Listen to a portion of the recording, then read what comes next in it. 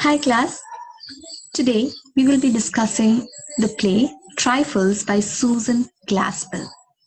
I know I asked you to read The Old Man and the Sea, but as I said, I will not discuss Old Man and the Sea until all of you read the entire novel, and I'm giving you time to read the novel while we discuss the other works. So whenever you get some free time, make sure that you use that time to read the novel. So today we will be beginning with Module 2, and in Module 2 the first play is called Trifles by Susan Glaspell. You must have already received a PDF copy of the play. Now this play is quite long, it's about 20 pages long, so it's going to be a little bit difficult to transverse through it, but nothing is too difficult if we have the will, right? So to begin with, let's look at this word trifle. Okay, what does a trifle mean? Trifles actually mean something that is of very less important, something very trifle. When you say, like, when you use that word in that sense, it means that it does not have much importance, it is very silly. Okay, so why is this title significant will be something that we discuss at the end of the play. Okay, but just remember the meaning of the title when you read the play.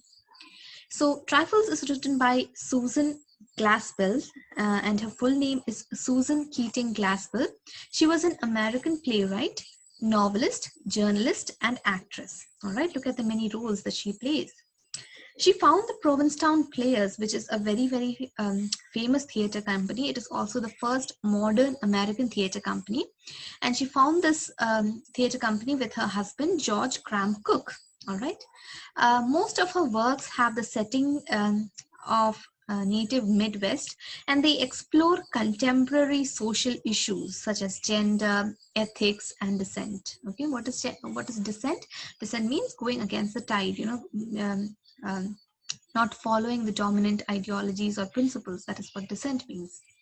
Today, Glaspell is recognized as a pioneering feminist writer and America's first prominent modern playwright. Even this particular play has many, many feminist ideals. Okay, now I don't want you all to be a class that scowls when you hear the word feminist. I'm not going to teach any students who do that. All right, so it's not a bad word, and I hope that at the end of the semester you'll come to, there might be some of you who do not think that way, but I know that is the trend in society today to look at that word in a very, very derogatory sense because of many issues that are going around. All right, but what I would say at the outset is that it's people who don't really understand what feminism is and what feminism stands for that criticize it so openly, and they don't really understand the concept.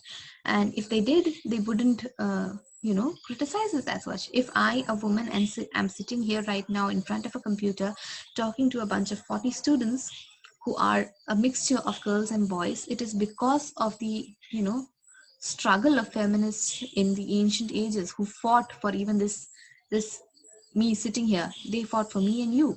All right, so it's not good that you think of that word in a very, very derogatory sense. All right, let's not digress. Let's come back to our point here. So she is known as a feminist writer, and she's also one of the modern playwrights. Now, what does modern playwright mean? They use some modern techniques, okay, the stylistic techniques, the ways of writing, the point of view, the twists and the climaxes will have some modern elements. Okay, so we'll see how modernism comes into play in this play when we discuss the play as such. Though her novels were successful, she is better known for her plays. So she is a novelist also, but she is better known for her plays because they are much more interesting than her novels. Glaspell was awarded the Pulitzer Prize for her play Allison's House in the year 1931.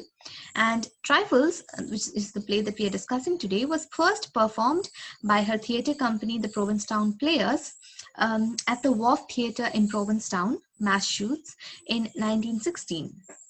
The play is based on an actual murder trial. Okay, look at that. Now you're getting a very, very introductory picture. So this play is based on an actual murder trial that Glaspell covered as a young journalist. Remember, I told you that she is also a journalist and an actress, along with being a novelist and a playwright. So she was a journalist in her early days, and when she was a journalist, she went to she was working for Day Money Daily News, and when she was working with that newspaper, she covered this story of this actual murder trial that happened. Okay, and this play is loosely based on that. She resigned from the paper after reporting this particular case. So, it must have affected her much. That is why she resigned from the paper after reporting this particular case. This play riveted audience with its bold views on justice and morality. So, we can understand that only after we discuss the play. I'm just going to read through it now. All right.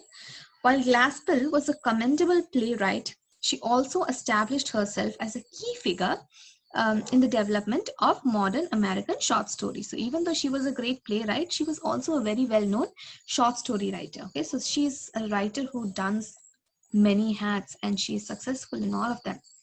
She died of viral pneumonia in the year 1948, and in 1970s, feminist critics revived interest in her works. Okay, in 1970s, feminist criticism is a school of criticism that looks at texts and how women are represented in those texts. They also look at women writers and how they choose to write, what is the language they use. Okay, so feminist critics, they revived interest in her works only in 1970s, almost 30 years after her death.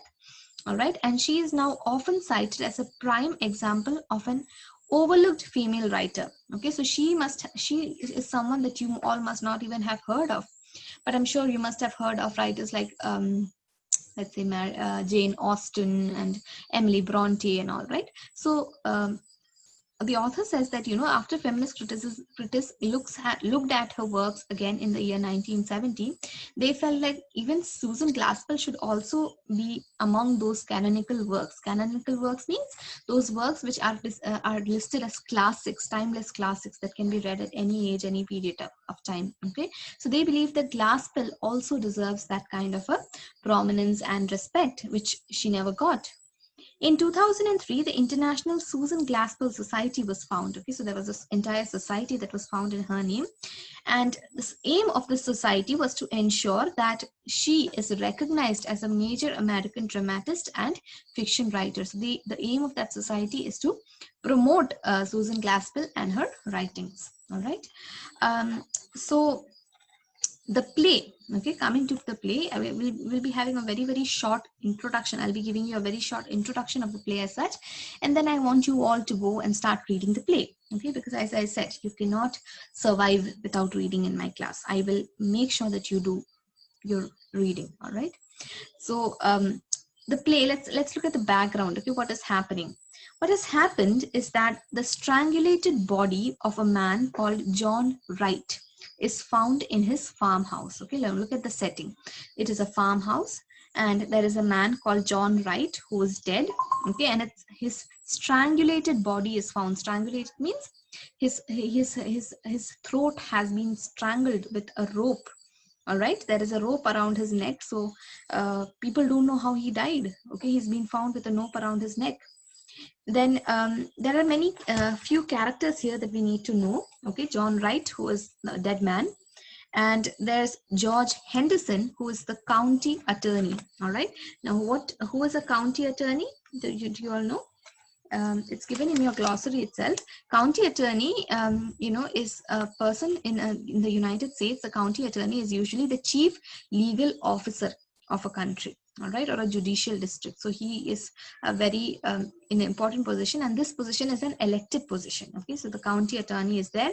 Then there is the sheriff, all right, who is the chief administrative officer of a country. Usually we equate sheriffs with being policemen, but actually they are the administrative officers, and they are the one who execute the mandates of the courts. That means when court passes an order, they are the ones who make sure that it is followed.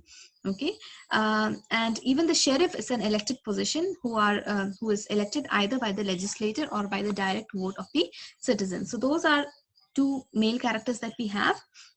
There's another male character called Lewis Hale, who is called Mr. Hale or Hale throughout the play, and he is actually a neighboring farmer of Mr. John Wright.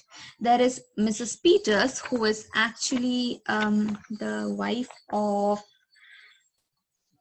the Sheriff Peters. Okay, she is the wife of Sheriff Peters. And then we have Mrs. Hale, who is obviously the wife of Mr. Hale. All right, and then we have our titular important character of Mrs. John Wright. Okay, so who are the characters that we have here? We have the dead John Wright, we have the county attorney, we have the sheriff's wife, the neighbor and his wife, and the dead man's wife. All right, so they are a group of people who are there. And when the play begins, John Wright's body has been discovered by the neighbor, I think. And yes, it is Hale who is a witness in this, because he's the one who finds the body. And the play opens when these people are here to search the house for clues. Now, as it is obvious in these cases, it is the wife who is the main suspect. All right, but they don't understand what could be her motive for trying to kill this man, or did he die of natural causes, or did some killer come in? All right, and that is the basic setting or the context that you need to understand about this play. All right, and so what I want you to do now is go and read the play. All right, read till page number 63. There is a section that begins A6. Okay, so until then, till before the section A6, I want you to read till there, and we'll discuss this part in the next class. All right, so this was an introductory video to introduce you to the author and to give you a brief idea about the play. All right, so I hope that it is clear. So what is the setting? We have a murdered man, and the sheriff and the county attorney are there. They are looking for clues as to who has murdered this man and why, and what is the motive. Okay, they're looking for clues, and the women are with them to help them. All right, and the main suspect is Mrs. Hale, although they do not have any solid evidence to prove her guilt. All right, so please go and read the play. You will enjoy it, I promise. It's a very, even though it is long, it is a very, very interesting play. All right, thank you.